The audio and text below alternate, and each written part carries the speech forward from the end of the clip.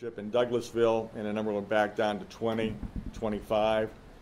And today, last month, sold 115 new Hyundais. Wow. Last month we did 115 new Hyundais, 104 GM vehicles. It's interesting how the Yeah. and let's see, we did 195 total used cars, and that's almost 400 cars in a month in Noonan, Georgia. Who buys your cars?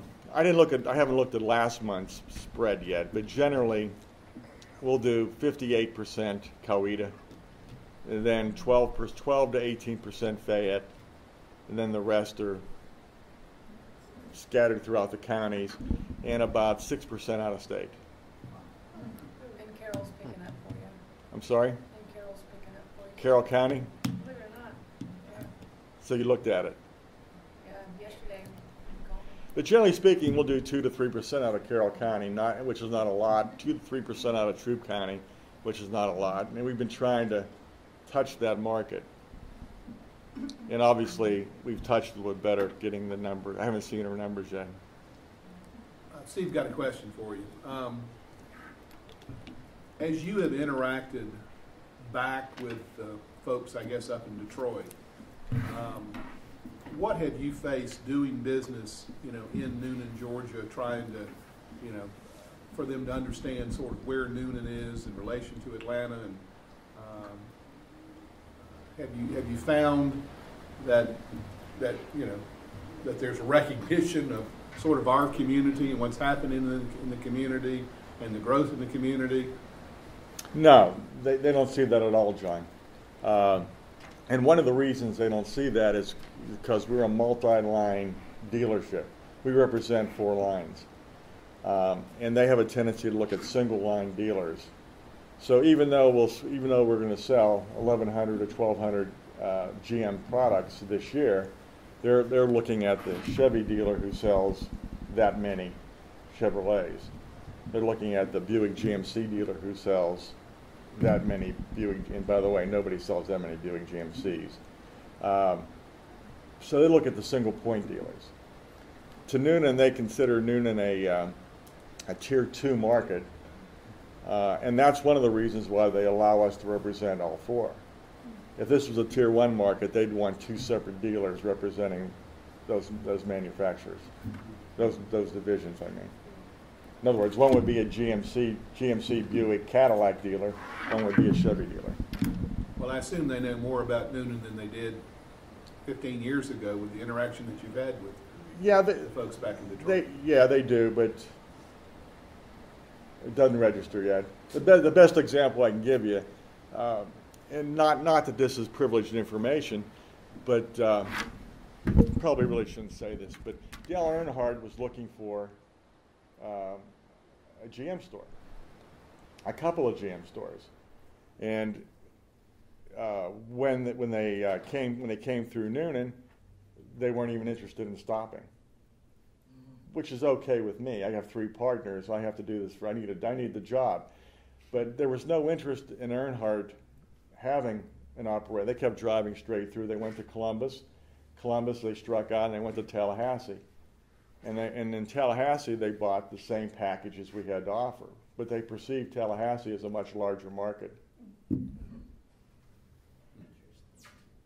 that's okay. That's okay. Steve, you had mentioned about the volume and everything, and I just think it would be interesting for the audience to hear what you talked about the repairs and where they come from and things like that. Yeah, when we were, I never really finished the reinventing part, by the way, but I'll get back to that. When we were talking about the SPLOST and the tax and how 40% of the people from outside the county are paying it, I went back and I pulled all our service business, because obviously in a car sale, when you buy a car, the tax goes back to the county which you live in, and that's accurate. But if you have service work done and you buy parts, the tax stays in the county. So I went back and I pulled a spread from 2012, and 70% of our service business is out of county. Wow. Wow. Score. And a large part of that was out of state. Large part of it is out of state.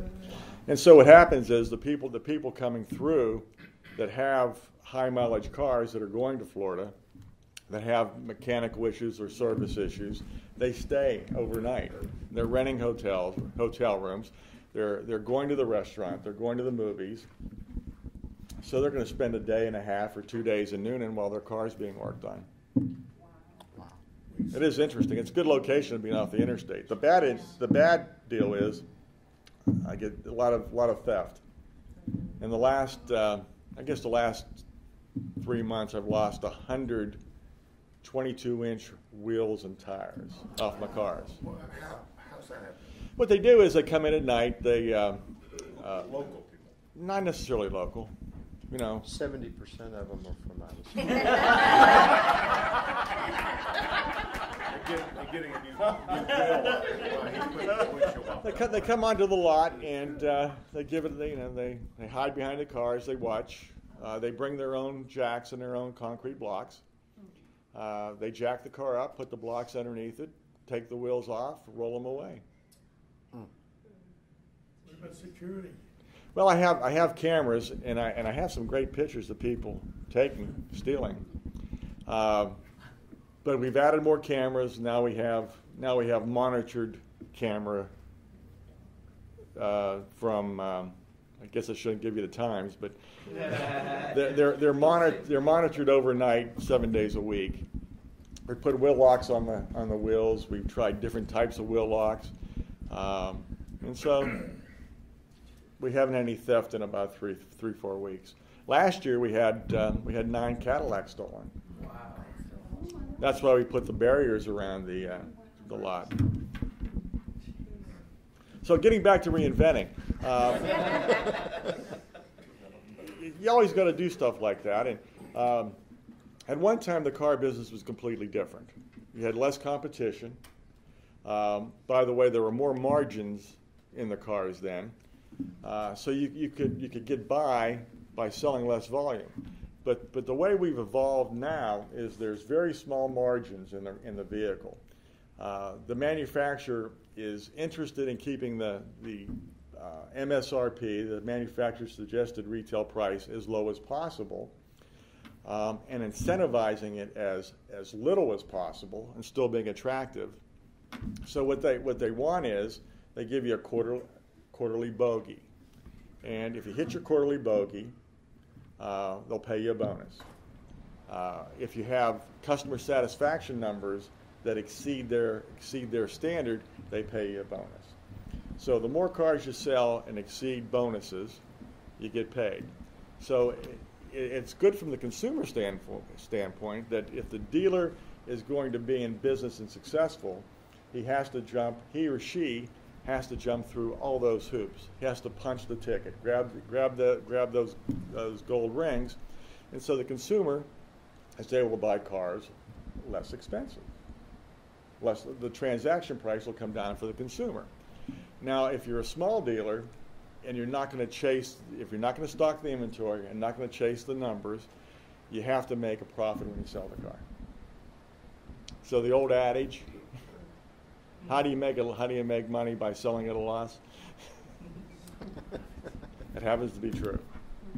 You do. Steve, again, you've seen a lot that's changed in the auto industry. Where are things going for you? What's gonna be next? What's gonna happen the next decade? Well, we're into that. I think we're 3 years into what I call a 7-year cycle. So I believe the way we're going to market now and the way business is probably good through 2016. At the end of 2016. I think there's a reinvention again. Do I know what that is? No. I'd have to plan. Steve, do you have an opinion? That's a crazy question. I know you got an opinion about everything. So would you be willing to share your opinion where you think GM would be had they been forced into reorganization and not gotten a